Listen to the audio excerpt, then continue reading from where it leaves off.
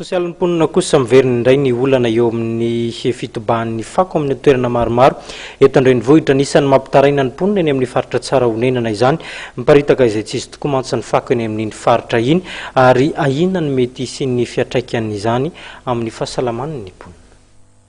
Mameny arabe eto tsara honenana amin'ny lalana makany Andresoro ny fako. Efa andro maromaro izay no tsy nisy ireo fiara lehibe mpandroaka fako teto amin'ity toerana ity. Zara raha hoisy lalana andalovan'ny fiara intsony. Efa nangameranao fangatahana foana malany kely verina zao ya. Maimbo ny tanàna dia be vola.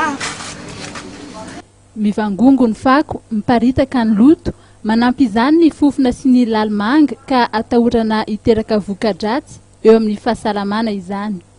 Eo amin'ny manodidina nefa dia misy ny toeram-pivarotana samihafa toy ny mpivarotra hani-masaka izay nilaza fa nikorosofahana ny asa fiveloman'izy ireo hatramin'izay nisian'ny fako mivangongo ety toerana izay.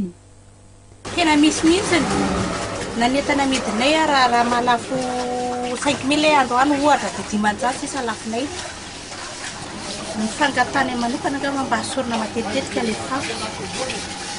Hasorina mba ohatra hoe isan'andro karandro any mba maka ny fako io satria betsaka loatra ampanary fako.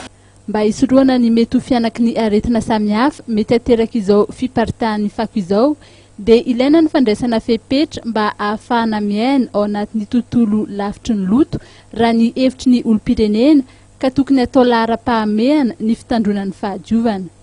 Tsy ny eto tsara honenana ihany moa fa toerana maro eto an-drenivohitra no misedra olana amin'ny resaka fako izay.